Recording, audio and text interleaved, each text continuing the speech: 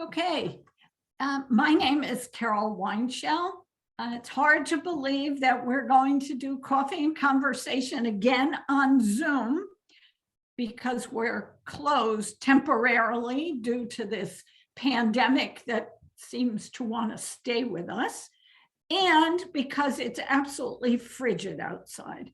So it's January 12th, 2022, and this seemed like a good opportunity to begin Coffee and Conversation again.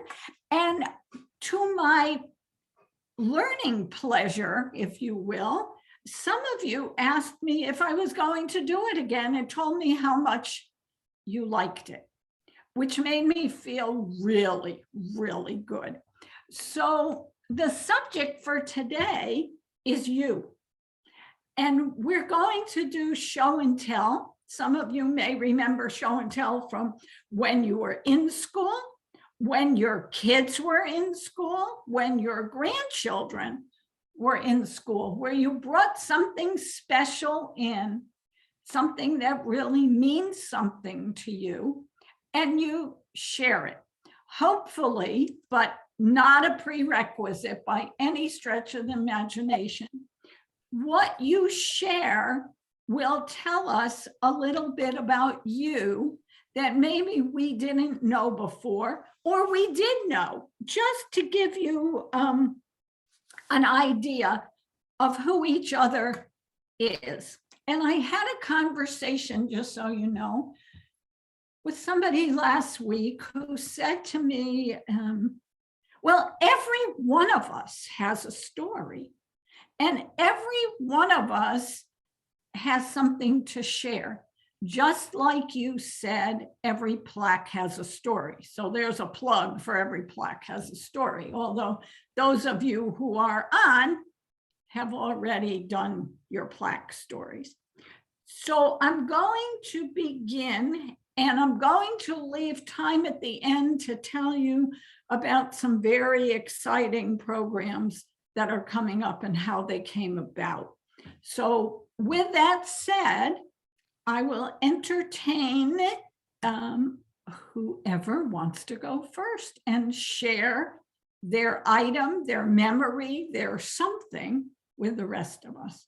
So raise your hand, or I'll call on you. Okay, Sheila. I have to be first. Okay. I hope I can show this without breaking this. Oh boy. Can you see my rabbi? Yes, I can. Shake your head if you can. Okay. Okay. I want to put it down because I've had this for many years. If you remember when Vienna Brothers was on Black Rock Turnpike, my mother took me and my two sisters, and she saw this plaque and she bought one for each of us. And I don't know how long ago that was, 40 years, more than that maybe, but I've always treasured this little statue, and of course it reminds me of the wonderful gift my mother gave us. Okay. And I hope I can hand it down to my daughter eventually. Nice, very nice. And it shows that it really has special meaning for you. It does. It really does. Even though this is being recorded, I'm just trying to take some quick notes as we go. So that's why if I'm not looking directly at you, you'll know why. Okay, thank you, Sheila, for starting us off. Okay. Larry, you're muted. Wait.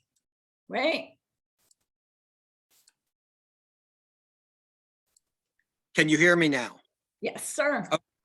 Okay, so mine's a little more complicated. So I have to do a little bit of a preamble first for it.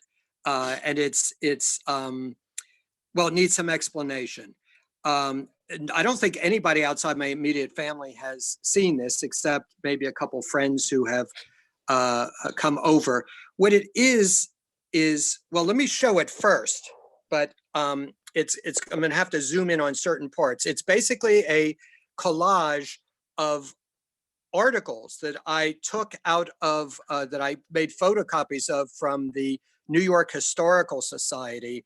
It's about a very special building, which is on Columbus Avenue between 81st and 82nd Street, right by the Museum of Natural History there. So let me show it first. I'm doing this on my phone because my computer one is not working well. And so it's going to be a little tricky here. Okay, so what it is, it's this collage of articles, photocopies of articles. And I'm going to show, we'll see if anybody recognizes the building. And here's another view of it. And you might see the article, it says the conversion, whoops, am I showing the actual building? Yeah. Yes. It says yeah. conversion of Endicott Hotel underway. And here's the way, if you go by now and look at it, it looks like this. They took the spires off of it at some point.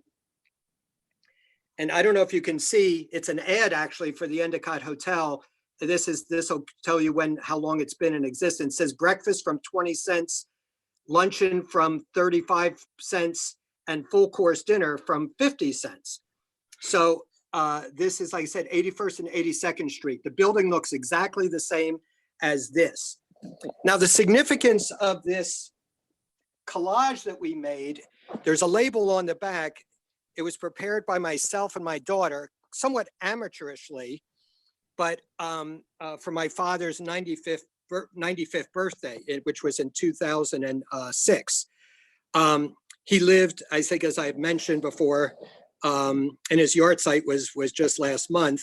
He lived to the age of 103 and died in December of 2014. So we prepared this for him because this building has very special significance. It is now, at that time, it was a hotel in the 20s, the 30s, the 40s. His father had a shoe store in one of the commercial spaces on the ground floor. In fact, it was either the one all the way to the left street side or the second from the left. And he had a shoe store there, the 20s, 30s, and the 40s. My father, as a young man, they lived just over on 83rd Street. So my father helped out in the store. My grandfather kept that store open until he retired in 1948. I'm not sure, I guess my father wasn't interested in going in the shoe business. My grandfather had a couple brothers who also were in that with him, but he finally retired in 1948, retired to Miami, Florida, and to enjoy getting out of New York for a few years. I'd never met him. He was, he died, I was born in January of 1952. He died in October of 1951. My mother was pregnant with me when he passed away. But it's very special. And so whenever we would take our kids, when I was teaching, we took our kids every year to the Museum of Natural History, and the bus would always go down Columbus Avenue. And I would point out, not to the students, but to my fellow teachers, do you see that building? Do you see that commercial space on the ground floor? Blah, blah, blah, blah, blah. And I would tell the story. They probably know it as well as I do. My father, the last time my father came to New York on his own and visited me, and we stayed in New York, and then he came to Connecticut, he was in his early 90s, and we took a walking tour of the neighborhood. The hotel fell into, it's the Hotel Endicott. If you look it up on Wikipedia, you'll see it has a very interesting history. And it including murders in it back in the fashionable days. It was never a Fifth Avenue hotel. My father said the shoe store was, middle class. The area was middle class. It had an elevated train at that time on Columbus Avenue. And so it was never what you'd call a hoity-toity hotel. It fell into a slide in the 50s, 60s, and 70s in particular became a welfare hotel and a single room occupancy. It really went into bad. In fact, Joe Schwartz and I discussed this because at a kiddush one time, because he had a relative who had bought a condo, an apartment over on 83rd Street, also West 83rd.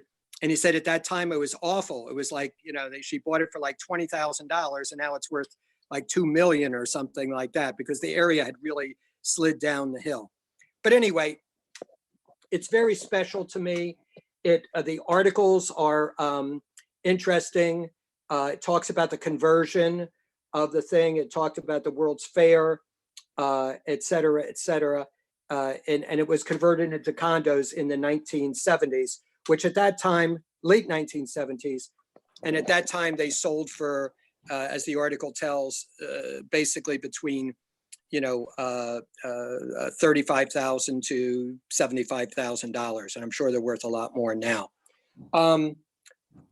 There's one other notable thing. My father used to tell the story when he would come home from school. He would do if his father didn't need him in the store, he would go up to, there was like a solarium on the second or third floor. He would go up there and do his homework.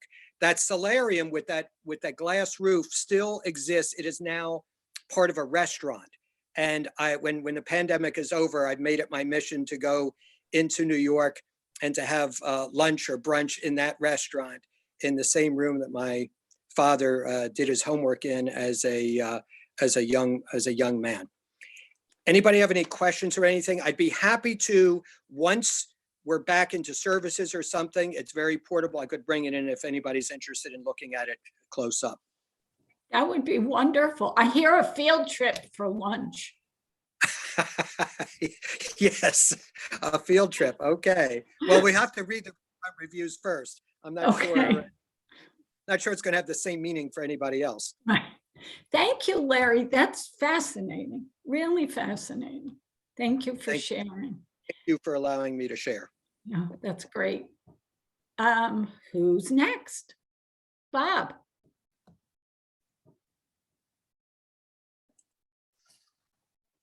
I'm going to mute myself.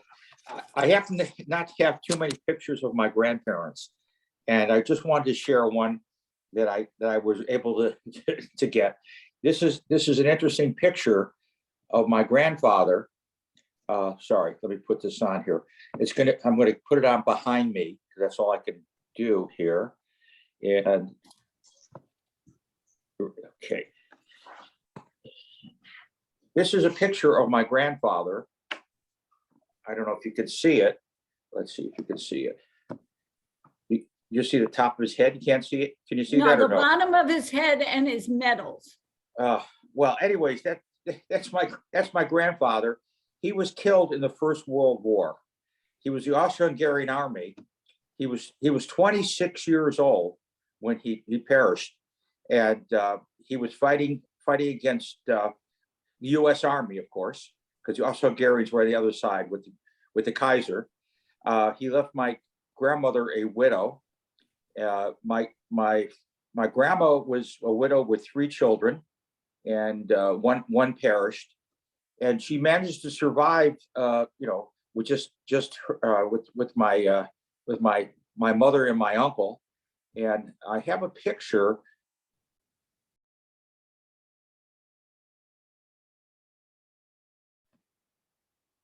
I'm a little bit of a novice at this stuff, so please forgive me. I don't mean to. No, you're doing fine. I'm learning something I could have done, but not sure I would have succeeded. This is a background picture of my grandmother, but the problem is you can't see her. There's no way I can do this. But anyways, my brother used to always say with my grandfather, he'd say he was a general because all the medals. I said, I don't think a 26-year-old is a general in the Austro-Hungarian army. So it was kind of interesting, but it shows the fortitude of people. Here's a woman that was left with 3 children, 1 perished, and she managed to survive. She survived all those years. Unfortunately, my my other grandfather was also killed in the First World War. He was conscripted, and he was in his 30s when he died. So both my grandmothers had lost their husbands. This grandma with the soldier, she happened to survive, and my mother brought her out of. Hang on a second. Let me get rid of this. That was just a call to tell me my Amazon account has been hacked, or I need a car insurance. Anyway, you're all familiar with that. But you know, the thing is, how we survive as a people is the most interesting thing. I mean, she took it. She did wash. She did stuff to take in to survive.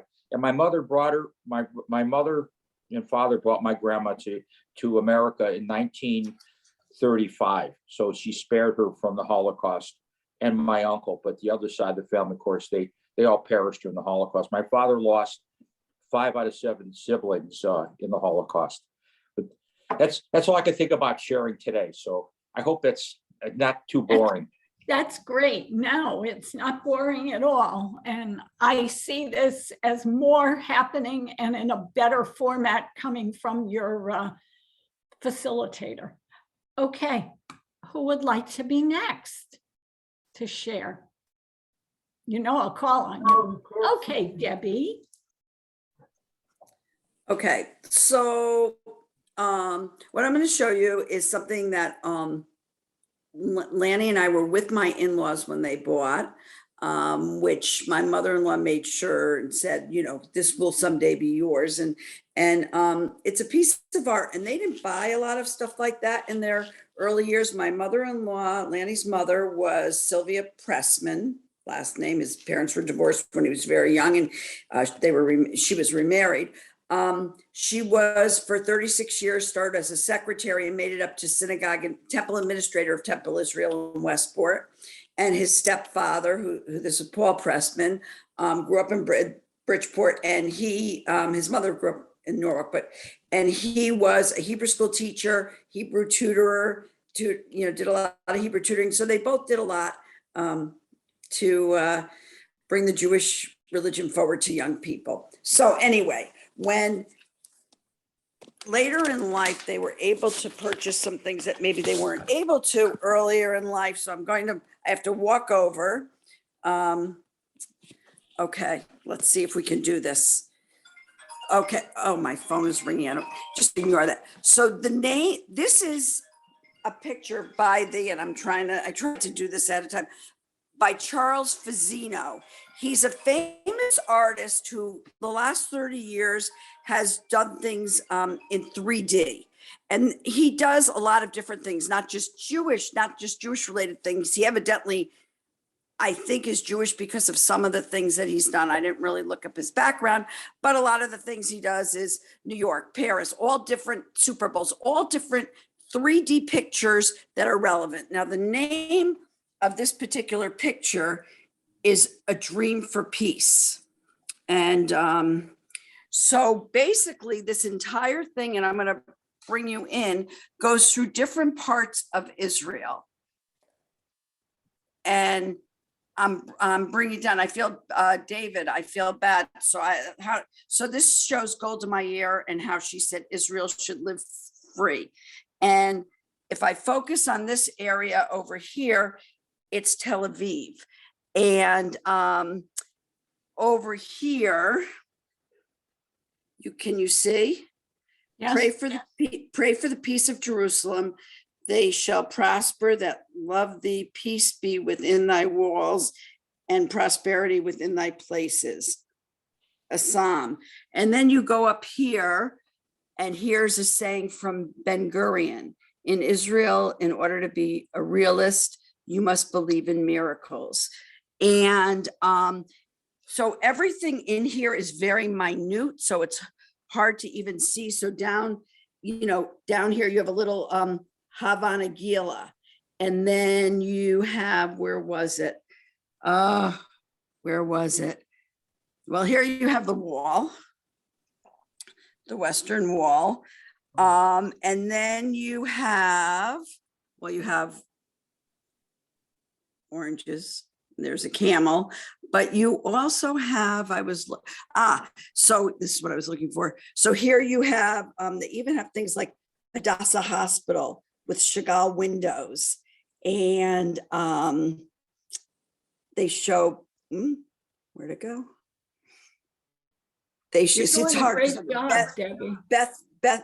Bethlehem is in here, and up on top of the very picture, there's a dove, and the dove is flying with Shalom, and it says in Hebrew, a peace for Israel. And here we have Masada. Mm. Okay, and you move along, and I'm just trying to see. Here you have down here more contemporary plant a tree. And here you have Tel Aviv, people, you know, swimming and whatever, you know, and because that's what you do in Tel Aviv, and it shows some of the more contemporary hotels. And then, you know, it shows Haifa. That's was more of a seaport. And I'm just trying to find if there's anything else. There's so many little things. Here's trying to focus, King David Street. So this big picture, and every time I look at it, I see something different, and I don't usually look at it this close. I mean, here they show the Kennedy Memorial. Here they have a lot. So every time you look at the Dome of the Rock, and it's listed underneath. So even if you're not sure what it is, and I'll stand back again so that I can just show you how. So it's a big picture, all in 3D with lots of different, and because the sun glare, I'm sorry about that, with lots of different things. So it's from my in-laws, and whoops, what makes it special is it's about Israel, of course. It's from my in-laws, and that we were with them when they purchased it. Oh, and the one other thing, the last thing I want to just show you is, wait a minute. If you notice, and the background of it is all a Torah scroll. So if you look to the right, well, maybe to your left, you could see kind of a Torah scroll with the handles. And if you look to the other side, you see the end of the Torah scroll. It doesn't have the handles. So basically it's like you're opening up the Torah and Israel's in front of you. So it's just very unique. So that is what I have to share today. That is amazing, to use your word. And I see a program in that painting. I don't know how I get it off the wall because I had it. You don't have to. It's big and it's heavy. We'll talk, but I see Israel Independence Day from that painting, and we'll talk about. Well, the artist actually is in Westchester. So perhaps he has I have another, just a print of his from Mohegan Sun. And that's how he's just doing. Maybe he has some kind of a print of this that we could use or something. Well, in the same way that I wrote to the author, which I'll talk about after, let's pursue that, because I think, you know, you're showing it is great, but if we can show that big on a share screen, we can really have a dialogue about that. What do you see? What's the meaning? I see a program that just happened just now. That was beautiful. It was Debbie, gorgeous. quick question. I forgot back at the beginning. Did you get this in Israel, or was this? No. This is an American pop artist. My in-laws got it, I believe, at a gallery in Florida. I believe that's where we were, a gallery of Florida on Atlantic Avenue in Delray Beach. So, yeah. Will you send me the spelling of his name when you get to it? I'll send you his website. Perfect. Thank you. Okay. Who would like to be next? Judy, Carol, you can't hear me, but I can talk to you about the item I have and why it has meaning to us. I can hear you. I can't see you. Can you put your video on? Can't do it. I can talk to you about the item if you want, and why it has relevance to us. Okay, go ahead. Okay, in my hand, I have a silver cup, which was brought here from Russia 99 years ago. On the cup, there are floral designs and also designs of little shtetl villages. It was brought here by my grandmother when she came here with her 2 children. My mother was 14, my uncle was 16 at the time. My grandfather was here several years earlier, and he worked as in the needle trades to save money to bring them over. Eventually, this cup was passed on to me, and when Judy and I were married in 1967, since then, every Friday night, we use the silver cup as a Kiddush cup when we say the prayers. Judy lights the candles. I say a few verses from Ashes Kyle, and we drink wine from the Kiddush cup. We cut the bread, and then we have a every Friday night we have an obligation. Judy and I each discuss one thing that was good that happened to us that week, and one good thing that each of us did that week. And this Kiddush cup is central to the ritual that we go through every Friday night. How nice. What a wonderful tradition. Okay, Leon, I'm going to ask you to do something. Just remind me if I don't. Just say I want something. And you can, and that will trigger what I want. So next, who's next? Dorothy, how about you? Wait, hold on, Dorothy. You're muted. Okay. I say, I really don't have anything to share at this time. I really don't know how to use the camera too well. And Okay. at this time, I'm not going to put you on the spot except what I just did. We're going to continue this, so I will help you for the next step. okay. That's a Okay, bargain. is that fair Thank enough? you. A bargain. Okay. Yes, thank you. Okay. Marion, how about you? All right, I'd like to show you, if you could see it, this is my grandmother's wedding band.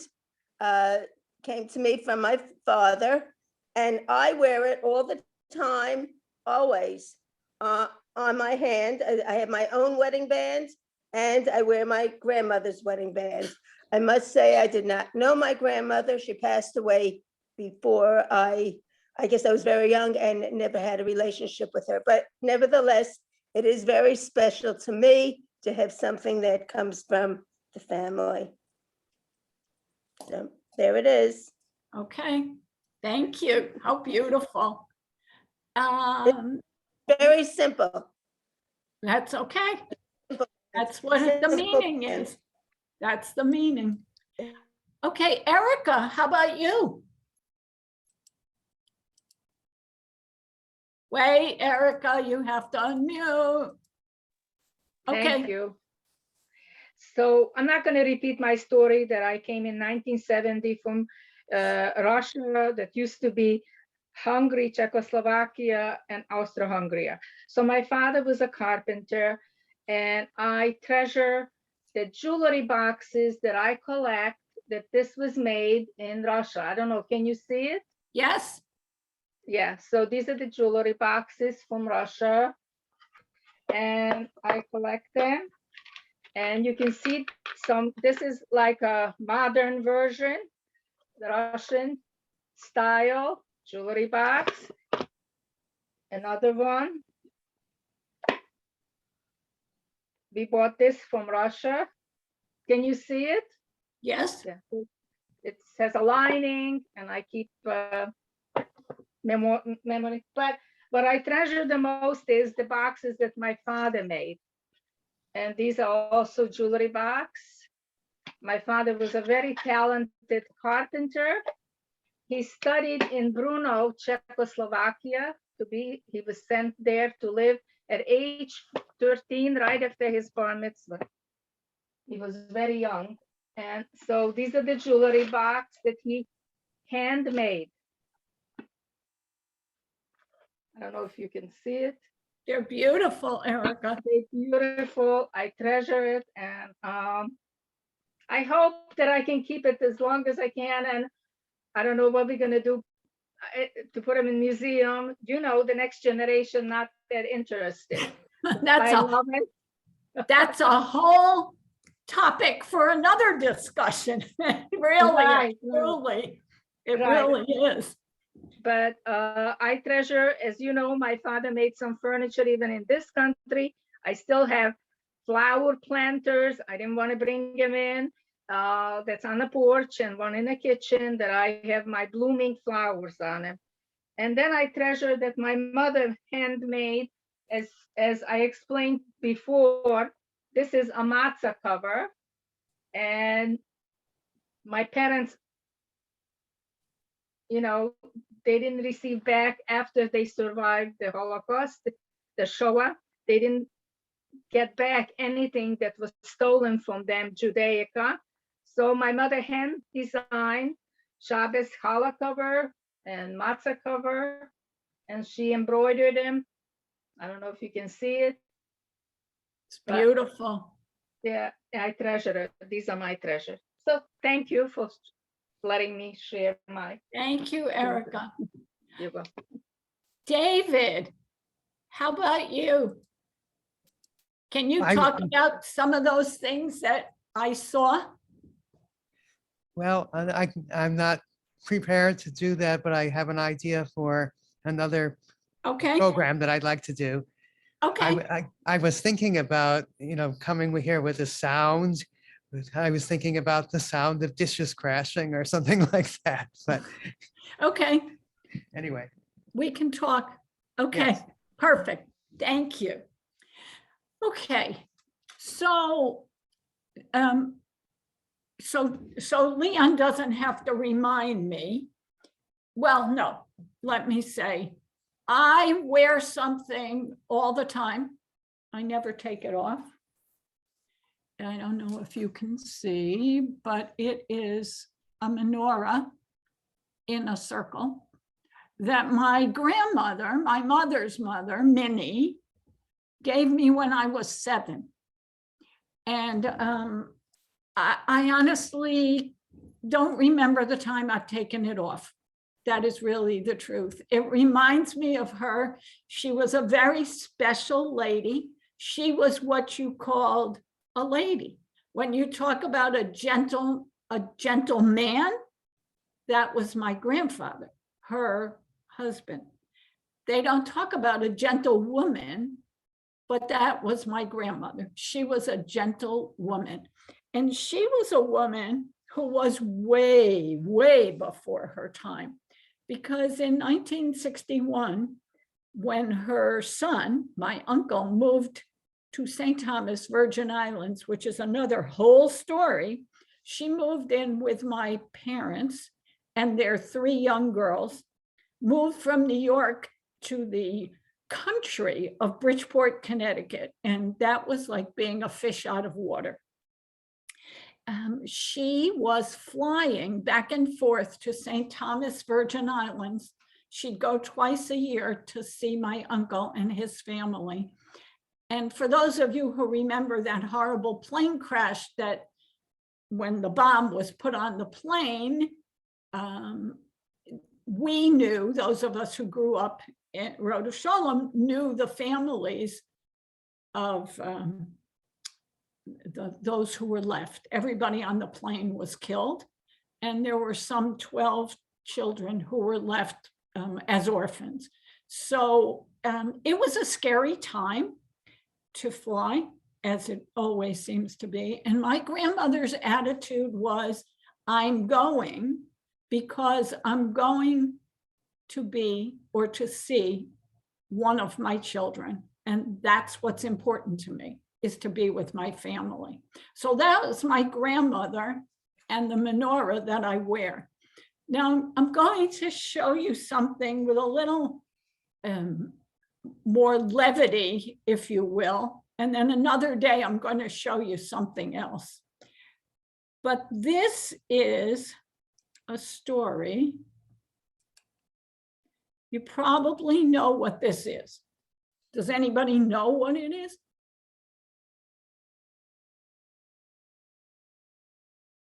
The swordfish, A what? swordfish. It's a sailfish. Sailfish. Sailfish. Now, Mike Weinshell loved to fish. And he had a client who lived in Florida and had no children and adored our kids. And when we would go to Florida to visit Mike's parents, we would go to this man's house. And this particular day, he could not go fishing with Mike and Matthew. Matthew was 12. He had fallen and broken a rib. So he hired a captain and sent them off on his large boat. And off they went to go fishing for sailfish, which are very hard to catch, to reel in, I'm told. And as they're out there, the first word out of Matthew's mouth was, I think I've got one. And Mike said, well, you can't have one because I have one. Never do you reel in two at the same time.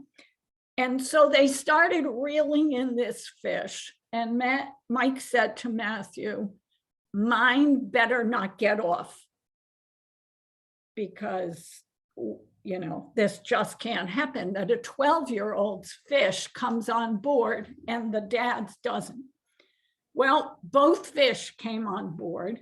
And luckily for Matthew, his was about a foot shorter than Mike's. You can imagine the rivalry over this fish. So Mike said he was going to have his fish mounted. And Matthew looked up at him and he said, well, can I have mine mounted too? Now we're talking about a 12-year-old. Mike couldn't say no to him.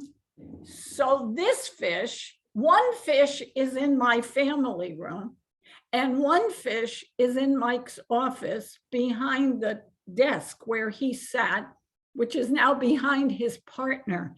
And I seem to be the proud owner of two sailfish that we are trying to figure out how to get one to Matthew in North Carolina. And this is a project, let me say.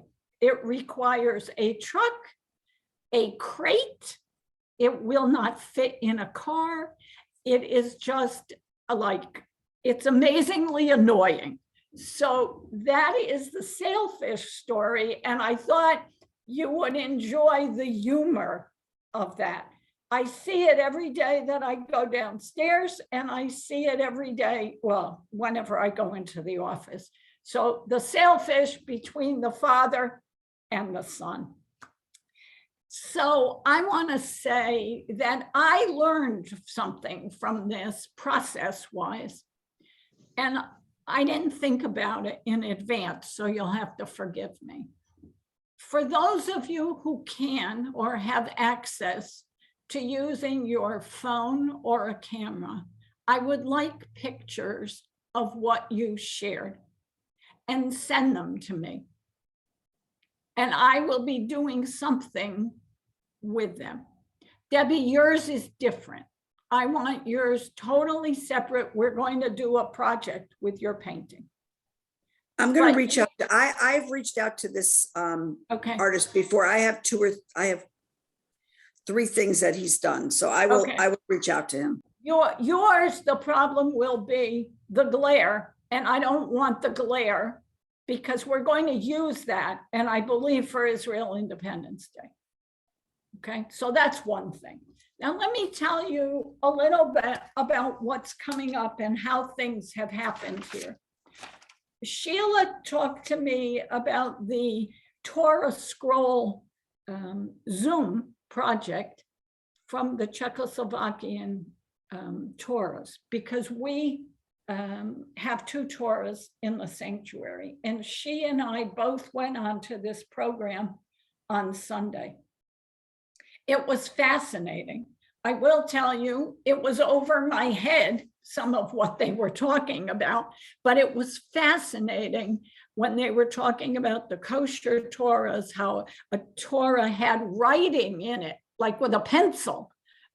You could see how they were using the Torahs for teaching. And one of the things they said, and Sheila, correct me if I'm wrong, there was a question about what's kosher. And I know enough to know that kosher Torahs are very important.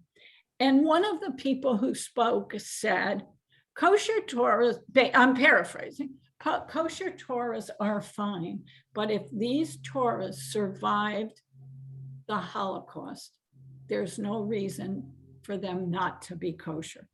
Did I hear that correctly, Sheila? I believe so. Yeah, a lot of it, like you said, was over my head Yeah. too. It was very, So I thought that was interesting. Debbie sent it out. I know we get a lot of emails, and I get a lot of programming things, and I missed one the other night. Bob Markowitz knows about that because I just forgot. So I want to tell you that on Sunday at 10 o'clock, Rabbi Praver is going to talk about my grandmother's shul on the Lower East Side, the culture, the shul, the traditions, what it looks like, what it looked like then. It should be incredibly fascinating because he told me about it, and I hope what I think is great, you will think is great as well. So that's Sunday.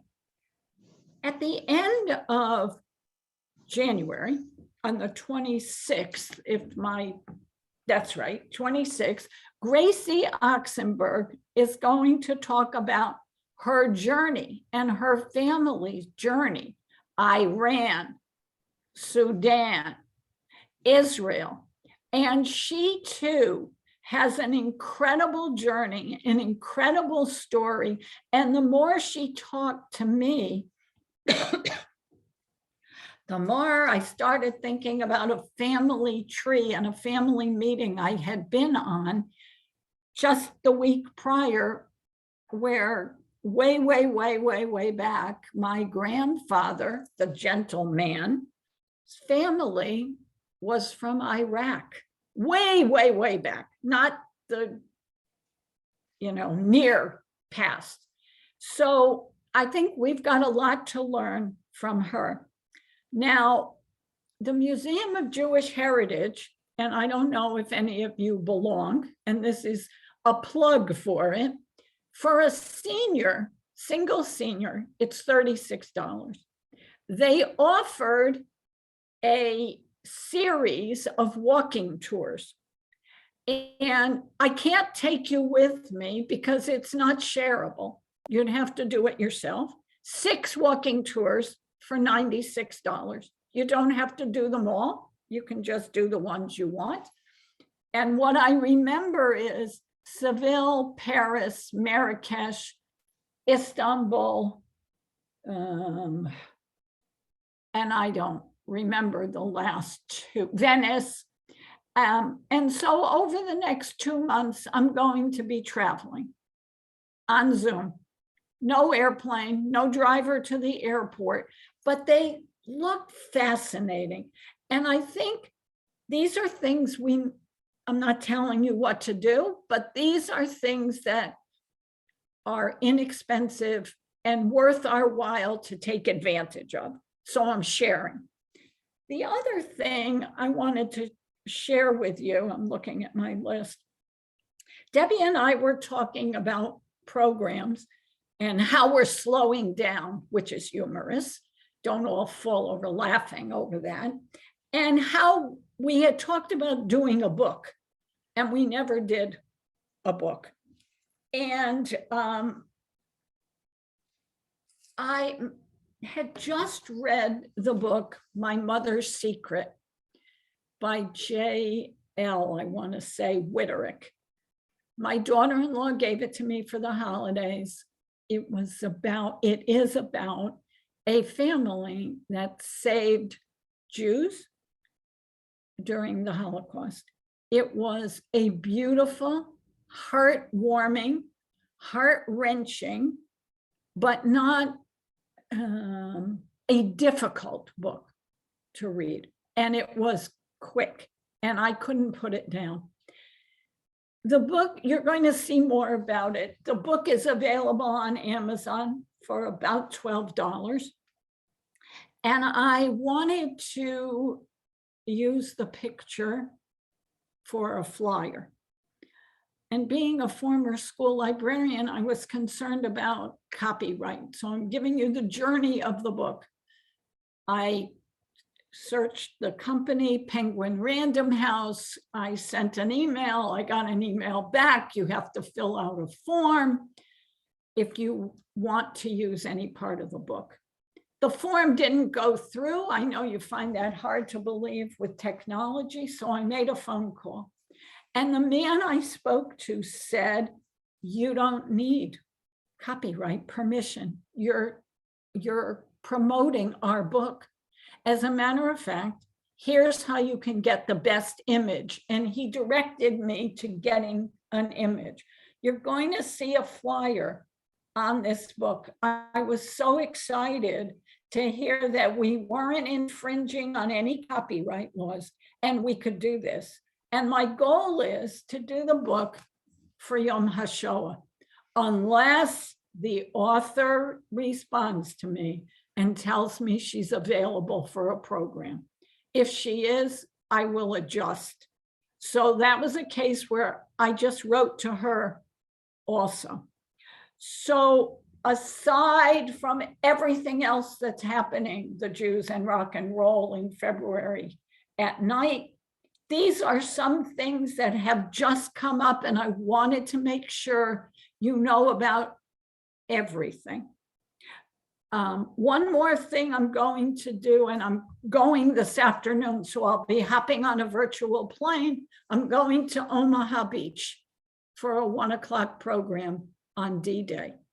So look for some of the things that come out, the publicity. They're well worth following. Now, I don't want to end, hang on, Debbie, before I forget.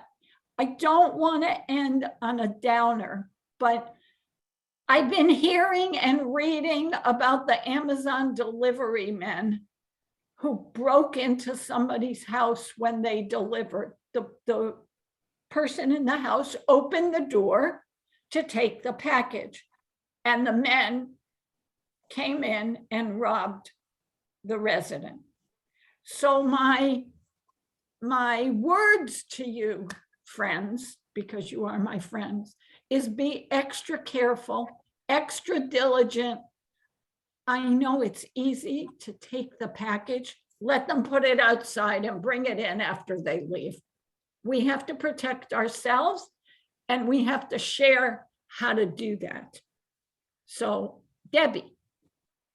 The only other thing I wanted to mention is that we offer Scholar Stream. Oh. And what Scholar Stream is our synagogue pays to co-sponsor it with other synagogues. It's through the rabbinical, it's a joint venture between the Rabbinical Assembly, Jewish Theological Seminary, the Ziegler School for Rabbinic Studies, and USCJ. And there's like 5 or 6 organizations. And they have classes all year long. And we pay one set amount so that our members can get on any of those classes complimentary. Otherwise, you have to pay $25 for each class. So please look out for, and I know David David Goldstein goes on them, and maybe a few others, but they are wonderful classes. We pay so that our members that we can offer this to our members. David, do you want to say anything about them? Yes, they're very good. There was just a series on the history of development of conservative Judaism, and you know how when one of the clergy gives a sermon, they always talk about where they learned a particular thing, who taught them. Well, at these lectures, you get to hear some of those people they refer to: Elliot Dorff, Chancellor Schwartz for the seminary.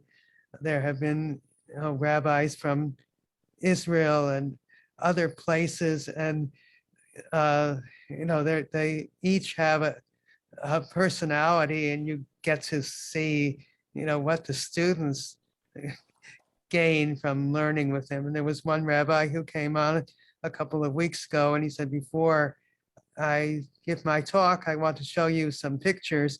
And the first one he showed was a Smith Corona Yiddish typewriter. So I find these lectures not only interesting for the content, but also for the personalities of the people delivering them. Great. Thank you, David. So he's our advertisement. So when you get these emails about ScholarStream, just know that we co-sponsor it so that we can offer those to our members. So we hope that you'll join some. Okay. Carol? Yeah, yes, Sheila. I think I was planning on going on Zoom this afternoon. I think at 1:30, Yes. according to our roster, there's another program on the Holocaust, or somebody's going to be speaking. A survivor, right? Yes, yes. Yes. I'm not sure, 12:30 or 1:30, double check it. It's the one, Debbie, you send out. Yes. Yes. I'm sorry, Debbie, you still there? Are you done, Sheila? I don't mean to interrupt, Sheila. No, that's good. Okay. Debbie, do you know anything how Ernie is, Tischler? So hold on.